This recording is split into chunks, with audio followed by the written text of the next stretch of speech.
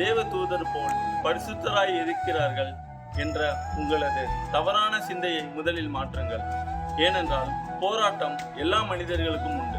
நீங்கள் பரிசுத்தமாய் வாழ முயற்சிப்பது ஒரு பக்கத்தில் இருக்கட்டும், ஆனால் நீங்கள் கிறிஸ்துவுக்குள் தேவனால் பரிசுத்தமாக்கப்பட்டிருக்கிறீர்கள் என்பதை நினைத்து ஆண்டவருக்கு மனதார நன்றி சொல்ல தொடங்குங்கள். நீங்கள் பாவிகளாய் இருக்கையிலே இயேசு உங்களுக்காக மரித்தார் என்பதை உணருங்கள்.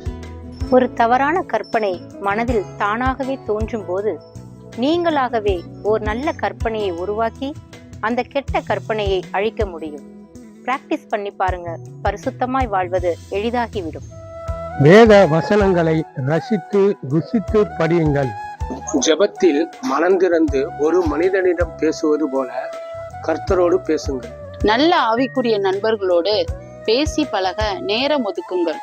இன்டர்நெட் உபயோகத்தை முடிந்தவரை குறைத்துக் கொள்ளுங்கள். உங்கள் வாழ்வின் லட்சியத்தை அடிக்கடி நினைத்துக் கொள்ளுங்கள். நேரம் கிடைக்கும் போதெல்லாம் பாட்டு புத்தகத்தை எடுத்து வைத்துக் கொண்டு சில துதிப்பாடல்களை தொடர்ந்து பாடுங்கள்.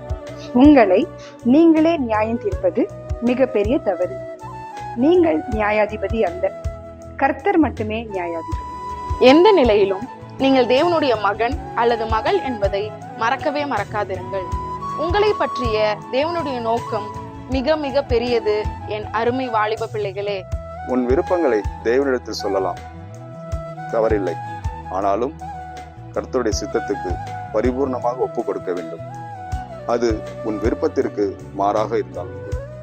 உலகத்திலிருந்து வேதத்தை பார்க்காதே, வேதத்திலிருந்து உலகத்தை பார், ஜெயிக்கலாம். உன் தாளந்துகளை குறித்து யாரும் உன்னை பாராட்டவில்லை என்று சோர்ந்து போகாதே.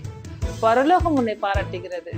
மொத்தத்தில் நீ உலகத்துக்குரியவன் அல்ல, பரலோகத்துக்குரியவன். ஆமென்.